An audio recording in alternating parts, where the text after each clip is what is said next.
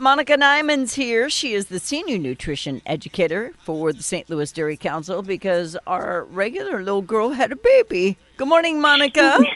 She did. Good morning, everyone. It's nice to be here today. How's she doing? She is doing fabulous. Being a mom sure looks good on her. Oh, it looks good on everybody. I love babies. Aww. All right, so we only have 9 minutes, so let's rock it. Okay. It's Dairy Month, and there's so much to choose from. It is Dairy Month. We have been celebrating since 1939, so a really, really long time. And in that dairy case, you can choose from all different varieties of milk, different yogurts, different cheeses, really just whatever your taste preferences are and kind of what your nutritional goals are. Yeah. I celebrated with a round of brie cheese over the weekend. Oh, yeah. Did you serve that with crackers or did you bake it? Serve it? What do you mean? I just ate the wheel. I ate the wheel with some crackers. I was like, you touch my brie cheese, you're going down. Yeah. Okay, all right. I even eat the weird plasticky stuff on the outside. I don't know. You know, I have met a few people that are a little nervous about that, but it is an edible rind. Yeah, so for listeners out there, if you've not had brie cheese, when you open it up, it has a little white it looks kind of like paper, but it is edible, and it's part of the experience. Well, there is paper on it, too, so take the paper off. Right. But then that waxy white stuff, eat it. My God, you ate those little Coke bottle wax things with Kool-Aid in them when you were a kid. This is true, yes. I remember those. Then your turds came out like a plastic sword. All right, so, I don't like milk, and I tell that to Maggie all the time, and she gets mad at me. I will drink chocolate milk, but it really kind of makes me sick, so I just have a hard time with milk, but we eat the heck out of cheese. So dairy is dairy. It's all good for you. It is all good for you. So it actually doesn't really matter if you're picking milk, yogurt, or cheese because those are interchangeable in the dietary guidelines. A serving is a cup of milk, about a cup of yogurt, or 1.5 ounces of cheese. So nutritionally, though, all of those dairy foods have lots of protein in them. You get about 8 grams of high-quality protein. Greek yogurt, of course, is going to give you actually 2 to 3 times that amount. And then your cheeses, you kind of have to look at your food labels for those because it kind of depends on the portion sizes.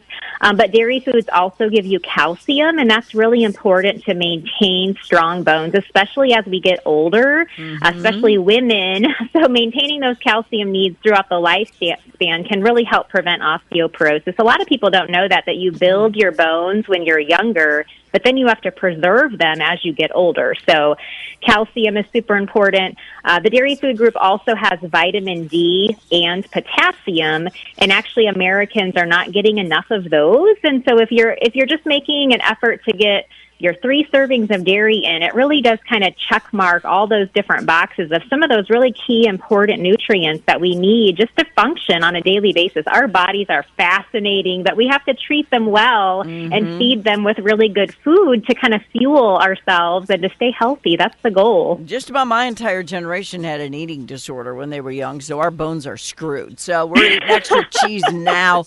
I mean, I'm getting like 8 portions of my daily allowance just eating pizza because we order it with extra cheese. There's just it's like a blob of cheese, but we like it that way.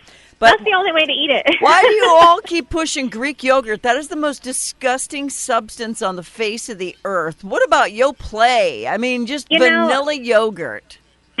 So with the Greek yogurt, some people are turned off by it because it's super thick. But what I have found, here's what I found though. You can actually, if you try different brands, there are different brands for myself that I really think taste a lot better than others. So, that's kind of with any food at the grocery store, but especially in the dairy case and the yogurt particularly. If you haven't tried Greek yogurt in a while, there are a lot of options out there. So if you try one but you don't like it, don't just turn away. Try a different brand because the consistency might be different. Sometimes they put, different sweeteners in there, artificial sweeteners, and those can give it kind of a strange taste. So just check it out if that's maybe something you can do to celebrate June Dairy Month, trying a new yogurt or something new in the dairy case. I found a new cheese the other day, a ghost pepper cheese my husband loves hot, spicy things, and so I brought it home, and you would have thought it was Christmas, you know. So it's a new product, new cheese to put on his now crackers. He can hit the toilet from the living room. Yep. Always something new, though, to find in the dairy case. So just give it a check whenever you're doing your grocery shopping. Oh, we're crazy about it. My grandson drinks about a half gallon of milk every 2 or 3 days on his cereal or whatever else. He just likes milk. We use milk in our mashed potatoes. We use milk in everything. So we're getting in our servings. I have my college son home as well as my high schooler, and so we are going through gallons of whole milk, actually. They prefer whole milk.